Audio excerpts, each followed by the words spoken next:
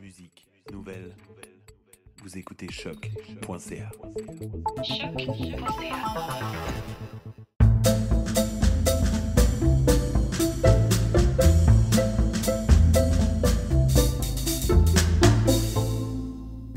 L'Handicast, présenté par le Rapplique. Bonjour, ici Joséanne Et Stéphanie. Bienvenue à l'Handicast. Aujourd'hui, en prémisse du balado sur le thème de l'éducation, nous voulions vous présenter quelques faits issus du ministère de l'Éducation du Québec pour vous mettre en contexte.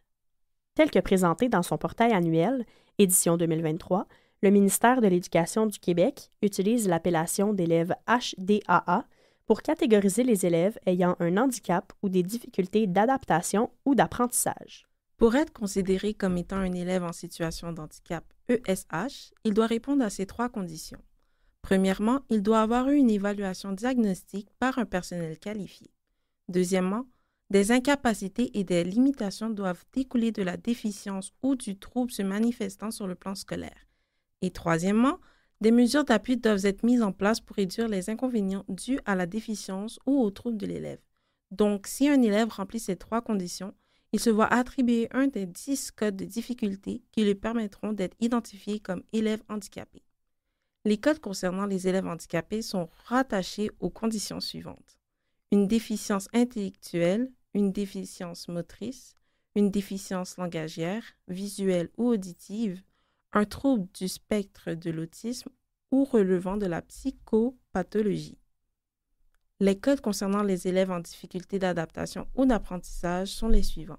Un élève sans catégorie mais ayant un plan d'intervention, un élève ayant des troubles graves du comportement ou un élève ayant une déficience intellectuelle légère et qui est reconnu comme étant une personne handicapée au sens de la loi.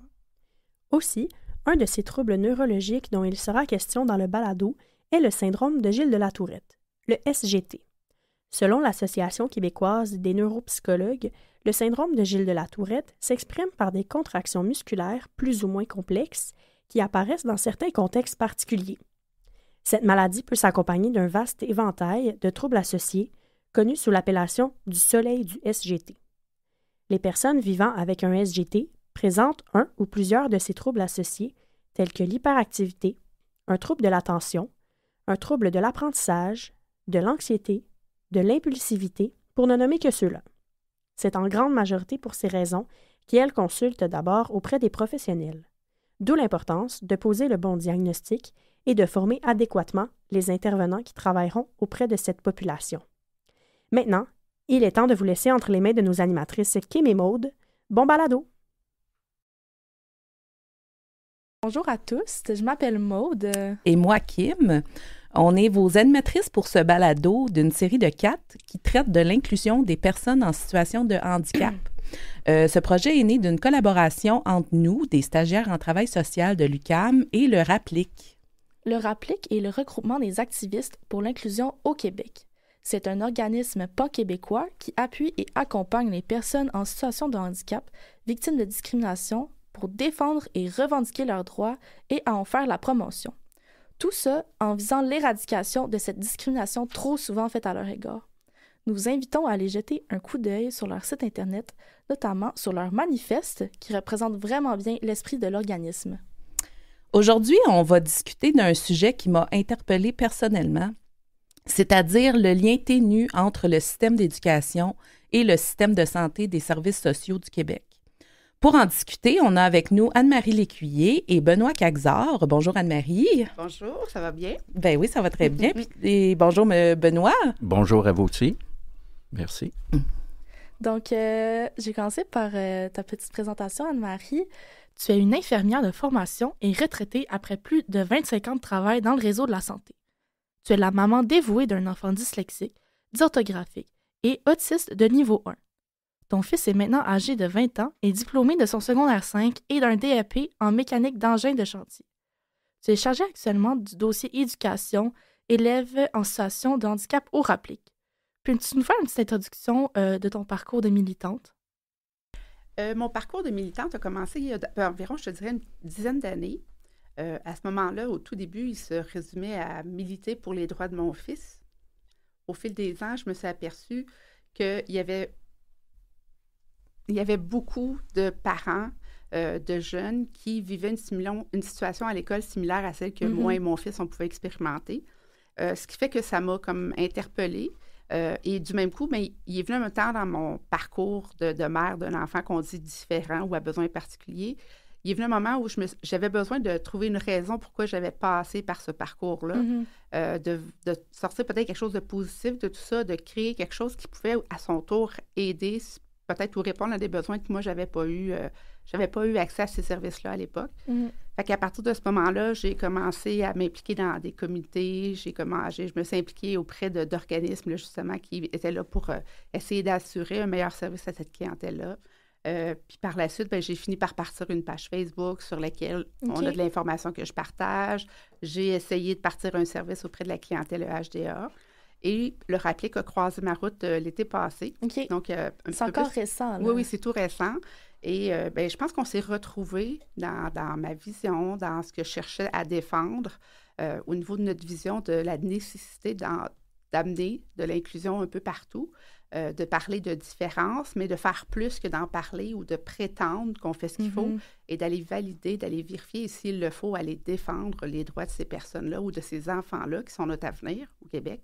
Et donc, c'est le chemin que j'ai parcouru. Puis aujourd'hui, ça m'amène ici à partager un peu tout ce que j'ai pu lire, partager, les informations, les formations que j'ai suivies. Puis j'espère que ça pourra amener une nouvelle vision différente sur la situation qui se vit présentement au Québec, mais qui se vit aussi depuis, je vous dirais, un bon 15-20 ans au Québec, mais qui présentement est devenue problématique. Donc, je pense que c'est important de se pencher sur ça. On est bien content de t'accueillir, en tout cas, Marie. toi et ton expertise. Merci beaucoup. Maintenant, notre deuxième invité, Benoît, est le grand-papa d'un jeune qui vit avec le syndrome de Gilles de la Tourette, le SGT. Il a été bénévole très impliqué à l'AQST, l'Association québécoise du syndrome de la Tourette. Benoît, tu t'investis corps et âme pour conscientiser et sensibiliser sur le syndrome de Gilles de la Tourette. Est-ce que tu peux nous faire un petit résumé de ton histoire puis celle que tu as eue avec ton petit-fils aussi? Oui, avec plaisir. J'ai toujours été impliqué dans la vie de mon petit bonhomme avant même sa naissance, alors que la maman était monoparentale. Aussi, ayant travaillé en service éducatif à la petite enfance en milieu familial avec ma conjointe, eh bien, on a participé à son éducation dès la naissance. Là. Et vers l'âge de 2 ans, notre petit bonhomme a commencé à avoir des changements de comportement. Avant son 2 ans, c'était un petit bonhomme sourire. Vraiment, il y a eu quelques difficultés, quelques besoins particuliers au niveau physique, mais tout s'est résorbé avec la physiothérapie et quelques traitements comme ça. Mais vers l'âge de 2 ans, là, il a commencé tout à coup à devenir beaucoup plus triste, moins motivé de jouer. Des bruits commençaient à lui faire peur. Certains bruits lui faisaient peur. Par après, sont arrivées des crises de colère incroyables. À partir de ce moment-là, déjà, nous qui étions justement en éducation, pour nous, c'était déjà une petite sonnette d'alarme, là, ce qui se passait. Donc, à ce moment-là, on a commencé dès là, à peu près vers le 2 ans, à aller s'informer, chercher de l'aide auprès de la pédiatre, l'aide pédagogique du CPE aussi. L'aide pédagogique du CPE est venue travailler pendant 2 ans exprès pour notre petit bonhomme au service éducatif. Il n'a pas réussi à s'apaiser suite à ça. On a vraiment traversé toutes les techniques éducatives préconisées en petite enfance. Là, on commence à aller chercher de l'aide extérieure, pédiatre, CI3S. Ce qu'on nous raconte, c'est qu'il manque d'encadrement, il n'y a pas de lien d'attachement. C'est ce qui cause ces difficultés de comportement. Donc, là, on commence à rentrer dans le système, on commence à se dire, oups, parce que c'est à peu près la seule réponse qu'on nous a donnée. Il manque d'encadrement, il n'y a pas de lien d'attachement. À un moment donné, on se dit, oups, il y a quelque chose qui ne fonctionne pas là. Pourquoi on ne comprend pas qu'il est souffrant? À l'âge de 6 ans et demi, il avait des propos suicidaires. Oh là là. Puis ça correspond aussi avec un bon pourcentage là, d'enfants qui sont atteints du syndrome de Gilles de la Tourette aussi vers ces âges-là. Mais on le sent très bien, les intervenants ont de la difficulté comme à vraiment saisir l'ampleur de cette souffrance-là. J'ai vraiment senti là, le besoin, là, à un moment donné, de découvrir ce qui se passe avec ça et sentir le besoin qu'il y a quelque chose là, qui ne fonctionne pas. Il y a quelque chose en quelque part, là, il faut aller découvrir pourquoi on ne peut pas aller plus loin que ça. Parce que ce qu'ils vous donnaient comme information, ça faisait pas de sens non plus, là. Oui, tout à fait, ça faisait pas de sens. C'est sûr que lorsqu'on se fait bombarder de tout ça, on se remet beaucoup en question. Ben oui. Ça, là... Mais à un moment donné, on se dit, oups, attends un petit peu, là, on a des belles réussites avec nos enfants en milieu éducatif, les parents, on discute avec les parents, on échange de techniques éducatives que l'on a apprises. Ma conjointe avait sa formation comme TES, elle a suivi beaucoup de formations aussi en formation continue, etc. Et puis là, on nous dit, il n'a pas été encadré. Il y a quelque chose qui ne fonctionne pas. Fait que, donc, là, à un moment donné, là, je me suis dit, il faut faire des choses, il faut faire de la sensibilisation, parce qu'à un moment donné, on l'a compris. Hein. Regardez, ce qui a été révélateur pour nous, c'est lorsqu'on a eu le diagnostic qui a été émis par sa pédiatre. Et puis, c'est à partir de là qu'on a commencé à aller chercher qu'est-ce que c'est ça, le syndrome de Gilles de la Tourette. C'est là que ça a été... On a découvert l'OQST et on a découvert Dr Lucier du CENOP. C'est révélateur. Ça a été révélateur. Pourquoi? Parce qu'à l'OQST, on découvre qu'on n'est pas les seuls à vivre ça. On découvre que plein de gens voient chez leurs enfants sensiblement les mêmes réactions, les mêmes symptômes. Ils se font dire par les intervenants, vous n'encadrez pas, etc. Les mêmes commentaires. Les mêmes commentaires. Et chez Dr Francine Lucier, les documents qu'on y trouve, eh bien, ça nous explique pourquoi il a ces réactions-là. Donc, le diagnostic explique pourquoi. Pourquoi il se passe ça chez mon petit homme. Mon petit homme, là, à un moment donné, vers les 4-5 ans, il faisait des crises explosives. On l'a mesuré 4 heures. Aïe, aïe, aïe. Pas parce qu'on ne lui avait pas acheté son jouet au magasin. Non, parce qu'il est souffrant. Ouais, on a découvert avec Dr Lucier et un paquet d'autres documents que ça s'appelle des crises neurologiques. C'est neurologique. C'est un peu comme une crise d'épilepsie. Oh là là. C'est neurologique. Ils ne contrôlent pas ça. Mais on ne le savait pas. On est allé à Sainte-Justine, ils nous ont dit, il a l'air pas si pire. C'est difficile dans ce sens-là. Mais... Et puis, oui, ce que je voulais juste ajouter, ben c'est ça, c'est que donc, à partir de là, j'ai eu vraiment le sentiment, le besoin de faire de la sensibilisation. J'ai décidé aussi de m'impliquer à ce moment-là à la QST. On a réussi là, à faire quand même de la sensibilisation. On s'est rendu jusqu'à monter une pétition qui a été déposée à l'Assemblée nationale. Malheureusement, le ministre Carman a décliné la demande de discussion avec le QST, disant qu'il y a plein de gens qui sont atteints du syndrome qui s'en sortent. Ouais. Mais nous, on ne fait pas ça pour les gens qui s'en sortent, on fait ça pour ceux qui ont de la difficulté. Mais oui. Fait que voilà, c'est un peu ça, mon parcours. Merci, c'est une très belle introduction, Benoît. Merci. Oui, merci beaucoup à vos deux introductions. Maintenant, on va se diriger un peu plus vers les questions de notre balado, les questions un petit peu plus précises.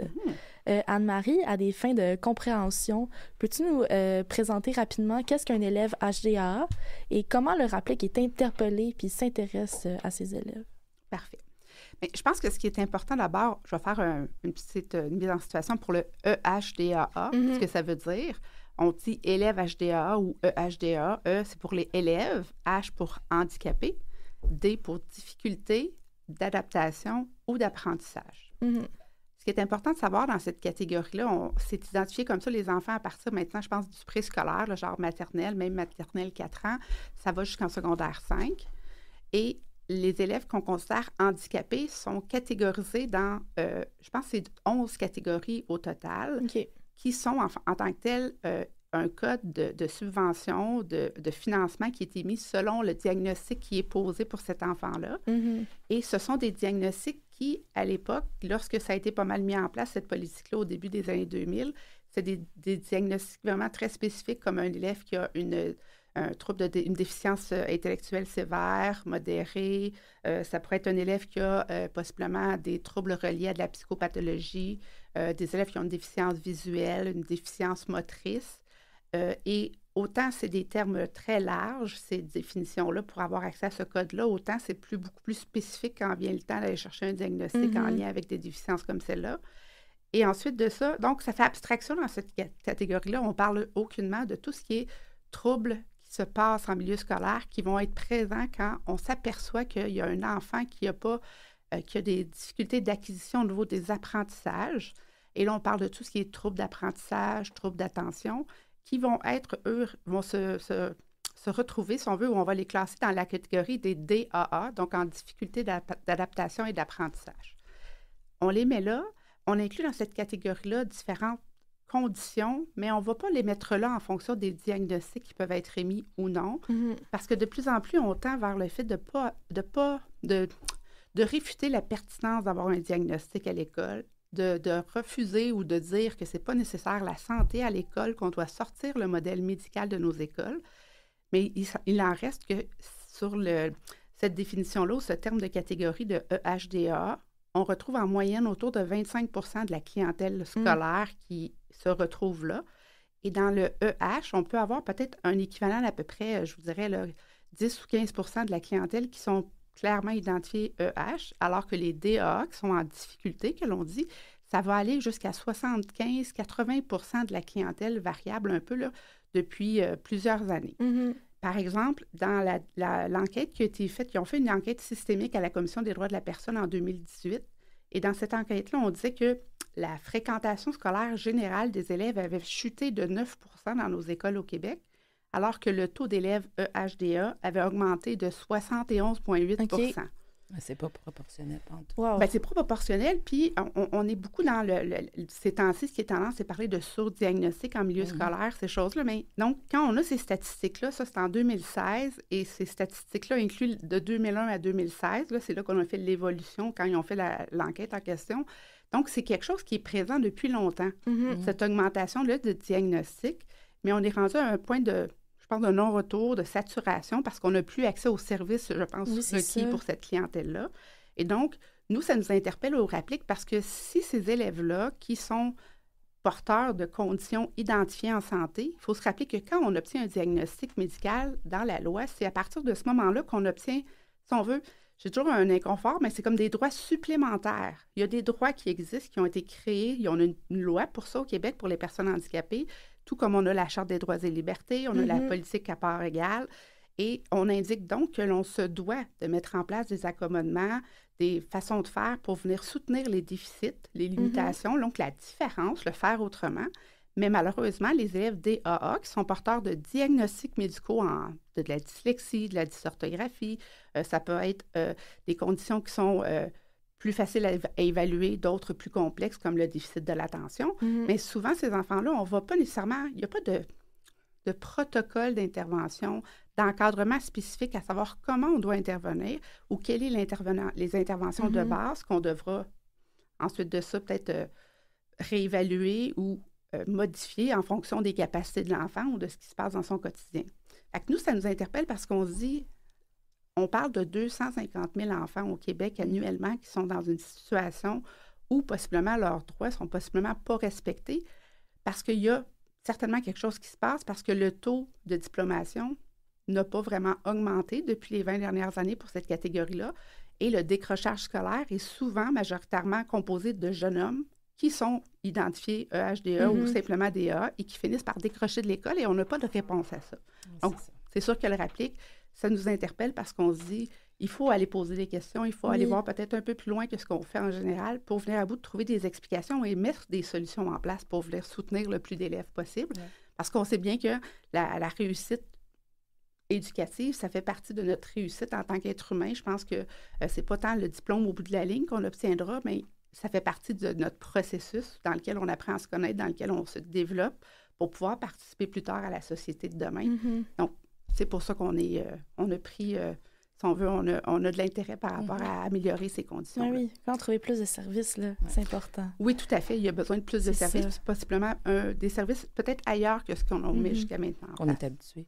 Ben, pour faire du pouce sur qu'est-ce que tu viens de nous expliquer, Anne-Marie, Benoît, est-ce que tu peux nous expliquer, dans le fond, ma question, le 2 volets, là, puis tu peux tout résumer ça ensemble si tu veux. Peux-tu nous expliquer un petit peu c'est quoi le syndrome de Gilles-Latourette? Tu l'as fait un peu, une introduction dans tout à l'heure. Puis c'est quoi les plus gros défis que ton petit-fils a dû relever en milieu scolaire par rapport à son syndrome de Gilles-Latourette? Parfait. Donc, le syndrome de Gilles-de-Latourette, c'est un trouble neurodéveloppemental et les critères diagnostiques doivent se baser sur la présence de tics moteurs et tics sonores. Une particularité chez notre petit-fils, c'est qu'il y a beaucoup de troubles associés avec ça. Hein? Regardez, si vous me permettez, je vous donnerai des chiffres. 90% des personnes atteintes ont un ou plusieurs troubles associés et la majorité des parents qui vont les consulter pour ces troubles associés-là. Donc, chez mon petit-fils, c'était ces difficultés-là. C'est des difficultés qui sont de l'ordre des comportements, mais pas des comportements par manque d'encadrement ou par de la négligence parentale. Comme il vous disait au départ. Là. C'est ça. Mais bien, ce sont des difficultés neurologiques. Ce que je comprends de ce que vous me dites, dans le fond, c'est que vous, à la base, c'est pas nécessairement les tics qui ont été relevés. C'est pas ça qui vous a amené à consulter. C'est vraiment plus les troubles concomitants qui ont mis la puce à l'oreille aux spécialistes auxquels vous êtes adressé. Là. Oui. Au départ, nous-mêmes, on ne s'attardait pas plus que ça à des tics. On avait remarqué qu'il y avait certains... Ils bougeaient d'une certaine façon. On ne savait pas nécessairement que c'était des tics. Mais ce n'est pas ça qui était le plus dérangeant chez lui. Vraiment, chez lui, ça a été plus des difficultés, justement, de désorganisation, d'opposition, les crises de colère. Hein. Ces enfants-là ont un faible seuil de tolérance à la frustration. Un petit rien peut déclencher des crises. Et c'était vraiment... on vivait ça pendant des journées complètes. Vraiment, là. C'est ça, cette partie-là qui est difficile, cette partie-là pour laquelle on veut consulter. Oui. Oui. Oui, je comprends. Bien, je trouve ça vraiment intéressant parce que c'est pas l'idée que monsieur, madame, tout le monde se fait du syndrome. Puis je trouve que, tu sais, votre mission est vraiment, vraiment nécessaire de faire connaître le syndrome. Puis, en fait, ça m'amène un peu à ma deuxième question, c'est que en milieu scolaire, là, c'est quoi les défis que votre petit-fils a rencontrés? Parce que, considérant que même pour les professeurs, ça ne devait pas être super bien connu, là, que les syndromes concomitants étaient plus importants dans son cas à lui. Puis ça, comment lui, il a géré ça? Oui, exactement. Vous avez raison quand vous dites que ce n'était pas nécessairement là, connu et reconnu, les symptômes là, chez le personnel scolaire. Donc, encore là, les difficultés qu'il a vécues, c'était des difficultés dans l'ordre des comportements, une difficulté de se mettre à la tâche. Et nous, encore là, à l'école, ce qu'on nous a dit, c'était des difficultés là, d'encadrement, etc.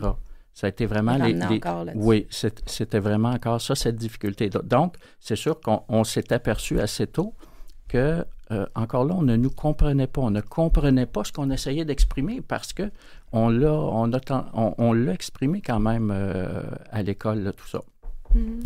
Je dirais, à travers tout ça, ce qu'on voit, c'est qu'il y a une difficulté de communication entre la famille et l'école.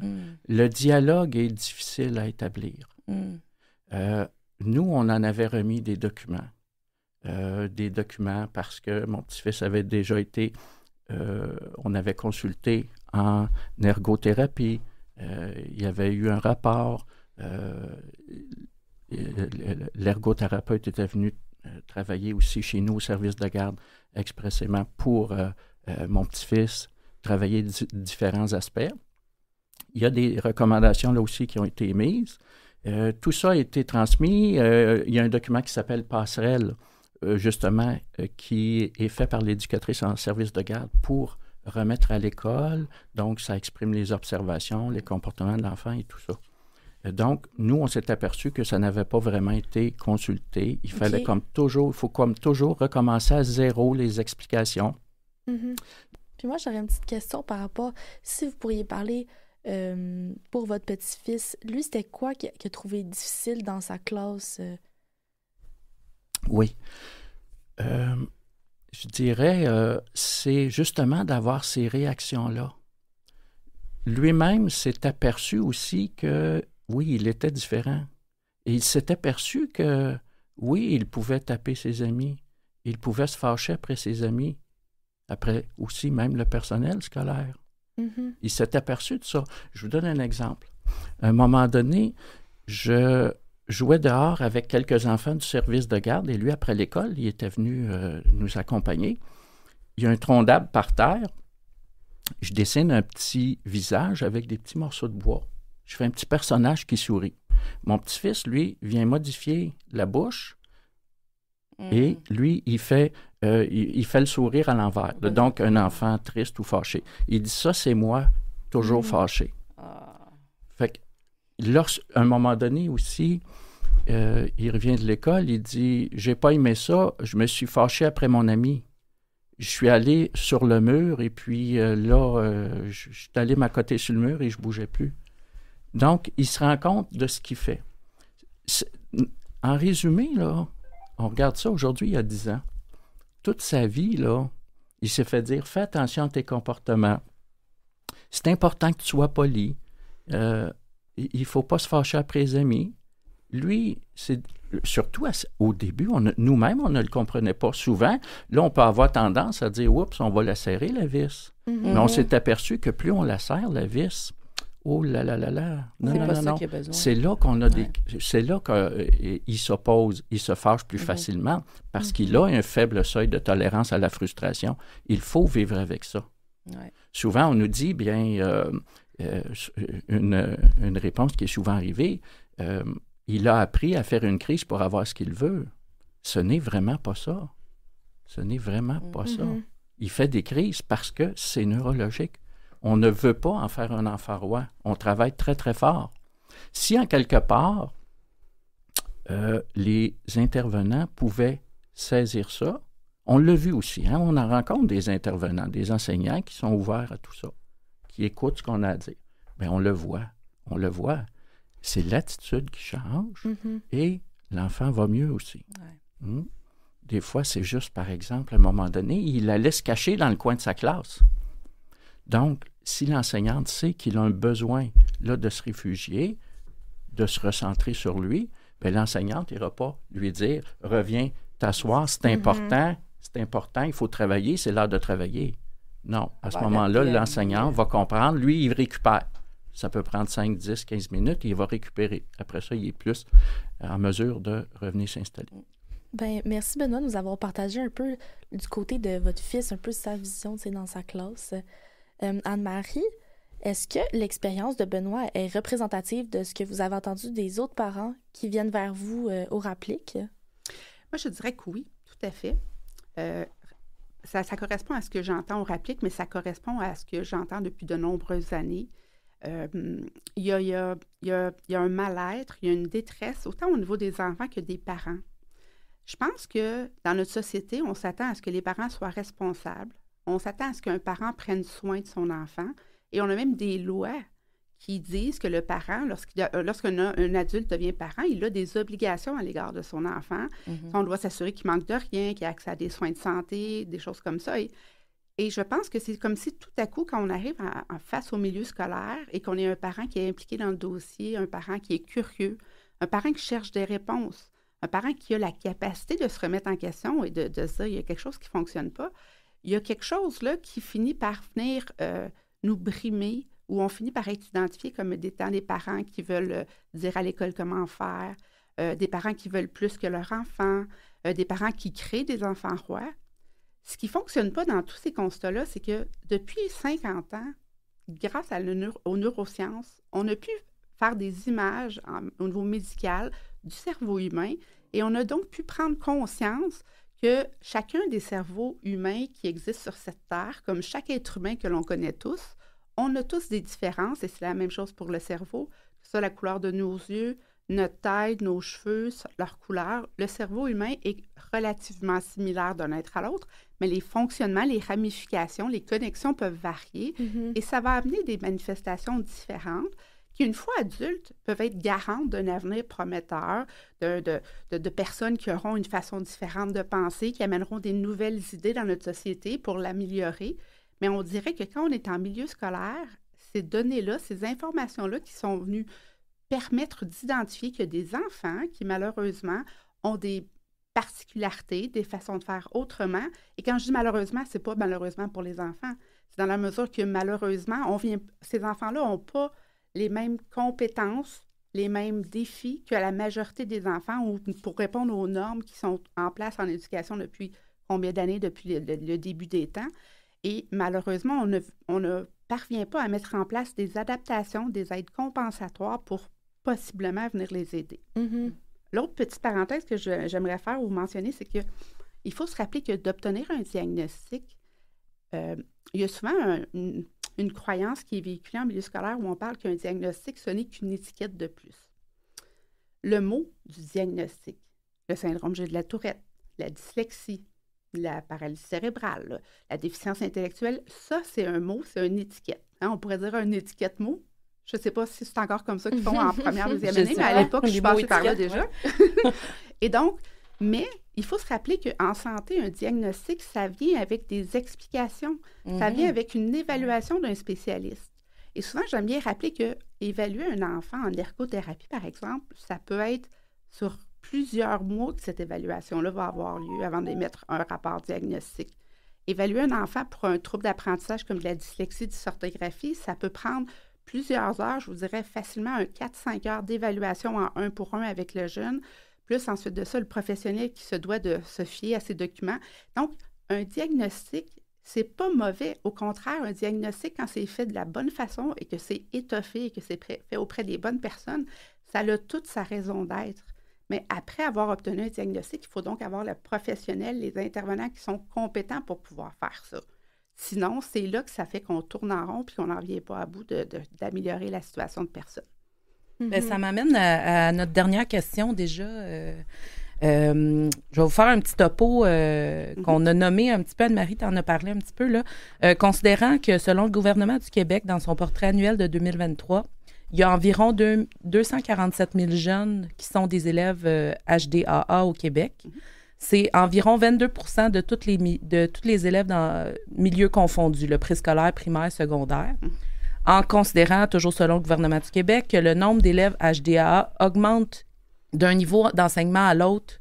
Dans le fond, ça passe de 4,4 % en milieu préscolaire jusqu'à 29,2 % au niveau secondaire. Puis d'après ce qu'on entend à travers votre discours à vous deux, là, il y a comme peu de communication entre le milieu de la santé puis le milieu scolaire. Comment vous pensez, selon vous, que ces deux milieux pourraient mieux soutenir les enfants du début jusqu'à la fin de leur cursus scolaire, jusqu'à leur diplomation? Il faudrait offrir de la formation. Par exemple, autant pour le syndrome de Gilles de la Tourette que pour toute autre difficulté d'ordre neurodéveloppemental. Nous, vraiment, ce que l'on a rencontré, c'est vraiment cet aspect-là. C'est qu'on ne peut pas vraiment établir de dialogue sur ce que c'est vraiment les difficultés que mon petit bonhomme va vivre. Donc, on ne peut pas parler, on parle comme deux langages différents. Hein? Ce que nous, on nous exprime d'un côté, hein, au niveau des interventions, des comportements, mais ça ne correspond pas à ce que nous, on voit. Les stratégies ne correspondent pas à ce que nous, on a découvert lorsqu'on va vers les spécialistes qui nous parlent du syndrome. Donc, nous, ce qu'on a appliqué et qui fonctionne, c'est mal perçu par le monde scolaire. Offrir des formations, et c'est reconnu aussi par les spécialistes que le personnel scolaire devrait avoir des formations pour offrir des interventions adaptées pour le bien-être de l'enfant. Oui, c'est malheureux de le dire comme ça, mais oui, c'est pour le bien-être de l'enfant. Donc, c'est une des grandes parties. Et comment pourrait-on faire pour amener le dialogue Bien, je ne sais pas vraiment la réponse, mais ça serait important de pouvoir établir ce dialogue-là. Entre les spécialistes et le milieu scolaire. Oui, absolument, là aussi. Puis les parents aussi qui arrivent avec leur expertise expérientielle. Oui, ce qu'on constate aussi, quand je parle de formation, c'est même au niveau de l'ordre du personnel de la santé et du personnel des intervenants dans les CI3S. Tout à fait. Le syndrome de Gilles de la Tourette, là, au niveau des recherches, ça a vraiment bien évolué ces dernières décennies. Tous les intervenants là, restent avec des préjugés qui datent d'avant ça. Okay. Il y a même encore des gens qui vont se faire dire par des professionnels s'il n'y a pas sacré, c'est pas le Gilles de la Tourette. Alors que sacré, ça fait partie de la coprolalie. Il y a seulement que 10%, par exemple, des personnes qui sont atteintes qui souffrent de coprolalie. Fait que c'est vraiment pas ça. Les critères diagnostiques ne sont pas... C'est pas ça. Il est complètement méconnu de tout bord, tout côté, là, le syndrome de Gilles de la Tourette. Oui. C'est pas juste du milieu scolaire. Là, fait que c'est vraiment une formation universelle, pratiquement. Oui, tout à fait. Il y a quand même très peu de spécialistes, de professionnels qui sont formés pour ça. Et c'est une de nos grandes difficultés. Nous, là, dans le fond, on n'a jamais vu de pédopsychiatre. Il nous avait été suggéré aussi par une neuropsychologue que si mon petit-fils ne réussissait pas à s'apaiser avec de l'aide en psychoéducation, il nous fallait aller voir un pédopsychiatre pour aller voir au niveau des troubles associés, donc les comportements dus aux troubles associés. Mais c'est difficile d'aller voir aussi. Encore à ce niveau-là, il nous faut, on le sait aujourd'hui, il nous faudrait rencontrer quelqu'un qui est spécialisé dans le syndrome pour pas que ce soit encore confondu et qu'on se fasse constamment dire ça. La première hypothèse de la neuropsychologue, c'était de nous dire « il n'a pas été encadré, faites-le maintenant », alors qu'on est en éducation. Alors qu'on lui rapporte des éléments objectifs et observables, que oui, il y a un lien d'attachement et qu'il a été encadré, eh bien, il nous dit « je me suis peut-être trompé ». Donc, le diagnostic est comme pas assez ouvert à tout ce qui est concomitant. Oui, autour tout des à fait, tics verbaux tout à fait. Et moteurs. Oui. Même encore aujourd'hui, c'est encore souvent décrit comme étant des tics. Certains vont dire que non, ça n'a pas de rapport. Les troubles associés n'ont pas de rapport. Ils ont un rapport, les documents des spécialistes le disent, ils sont importants. Souvent, les spécialistes vont dire que lorsque ces troubles concomitants-là, TDAH, impulsivité, crise de colère, etc., sont associés au syndrome de Gilles de la Tourette, bien, les pronostics sont défavorables.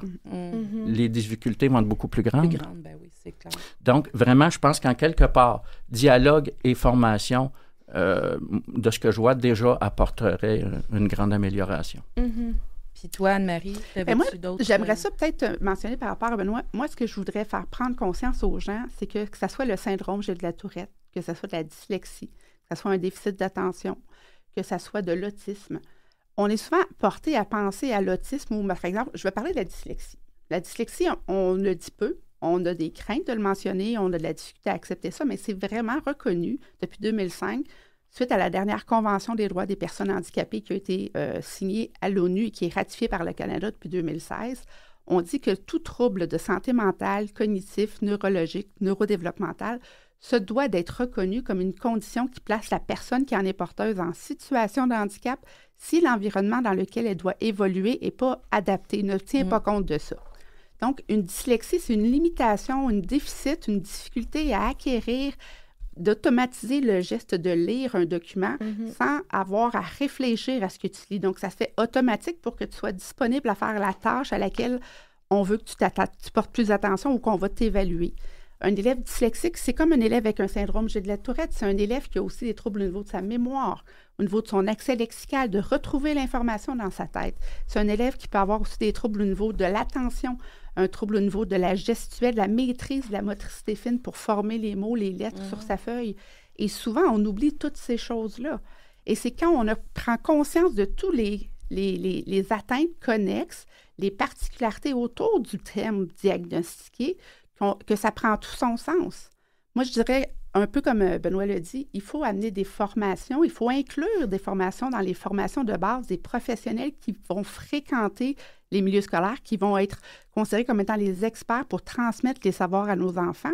Il faut que ça soit la même chose auprès des intervenants qui sont techniciens en éducation spécialisée, mais je pense que ce qu'il faut que l'on s'autorise de faire, malgré les coûts que ça peut représenter, malgré la pénurie de personnel qu'on a, il faut qu'on adresse le fait que dans nos écoles, il est impératif que la santé y retrouve sa place, que les intervenants qui sont porteurs de connaissances en lien avec la santé, qui puissent ensemble, en équipe, c'est démontrer que faire des évaluations multidisciplinaires, c'est bénéficiaire pour tout le monde. Ça coûte plus de sous, mais c'est de cette façon-là que, justement, on ne va pas négliger un volet qu'on n'aurait pas pris en compte parce qu'on n'a pas la compétence, l'expertise, et parce que souvent, c'est peu visible à première vue. Mais c'est comme ça qu'on va venir à bout d'aider nos enfants. Ce n'est pas normal d'avoir un jeune qui est dans une classe pour un trouble relié à une psychopathologie et que dans cette classe-là, où on est 8 élèves, les intervenants, qui est la technicienne en éducation spécialisée et la professeure en adaptation scolaire, se concentrent sur la mise en place de mesures pour venir à bout de contrôler les comportements du jeune et que même rendu à 8 ou 10 ans, on n'a toujours pas introduit des outils, des interventions en lien avec les déficits qu'il pourrait y avoir au niveau de son attention, au niveau des compétences à apprendre à lire, à écrire, à maîtriser le geste de l'écrit, parce qu'on nous dit que cet élève-là est dans une classe où on doit privilégier les interventions comportementales. Si je ne vois pas bien, si je n'entends pas bien, si je n'ai pas la capacité ou l'impression justement de faire partie de cette classe-là, d'être reconnu, d'être compétent, comment je peux venir à bout de changer mes comportements qui sont possiblement le résultat d'une surcharge, d'une demande trop exigeante qui ne tient pas compte de mes capacités? C'est là que ça doit changer dans nos écoles. Je ne sais pas comment on va y arriver. Je pense qu'il faut s'inspirer de ce qui est fait dans nos hôpitaux, qui est fait en santé, même si il y a bien du monde présentement, sûrement, qui vont avoir du poil qui retrouve sur leurs bras, qui vont dire que je suis quelqu'un qui parle de choses que les autres ne mentionnent pas. Mais ça passe par là. Il existe des protocoles en santé pour faire ça, pour identifier des clientèles chez qui on va offrir un service de base, un service de réadaptation, de soutien, pour qu'ensuite, au fur et à mesure, on ira modifier, soutenir, augmenter, diminuer le soutien pour que cette personne-là puisse se développer. On doit faire ça pour l'avenir de nos enfants. C'est tout qu'un processus. C'est laborieux, mais je pense qu'on est rendu à faire ça dans les années à venir. Il faut qu'on s'assoie et qu'on vienne en bout ensemble avec les parents, les intervenants, les spécialistes, que ce soit en santé, en éducation, qu'on remette aux bonnes places l'expertise et qu'on vienne à bout ensemble de créer un système éducatif qui soit plus juste et équitable pour tout le monde. Mais merci beaucoup. Hey, on va devoir en finir là. Ça a passé vraiment vite, là. La conversation était ultra intéressante. Merci énormément de votre partage. On comprend vraiment mieux maintenant les difficultés des élèves HDAA dans les écoles du Québec. Benoît, merci de votre partage puis de votre investissement auprès des personnes vivant un SGT.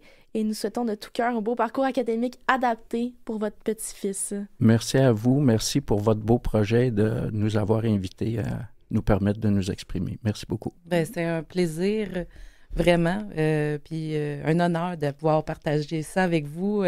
Anne-Marie, merci pour ton dévouement auprès du RAPLIC pour faire entendre la voix des élèves HDAA. Puis en souhaitant que ce cri du cœur, ce cri d'alarme du cœur soit entendu, puis que les élèves HDA soient soutenus en considérant toutes leurs particularités dans un avenir le plus tôt possible. C'est à souhaiter pour tout le monde et aussi pour les enseignants, je pense, qui ont un poids énorme sur leurs épaules, mais qui auraient tout intérêt à gagner, à faire de la collaboration et à s'ouvrir à l'expérience des gens qui sont tout autour de ces jeunes-là pour justement se faciliter aussi leur quotidien puis leur permettre d'être encore plus dans le sentiment de compétence auprès de cette clientèle-là. Absolument. Bien, merci beaucoup. Et merci à vous, auditeurs, qui avez écouté cet épisode de notre podcast. Nous avons vraiment hâte de vous retrouver dans notre prochain épisode de Landicast.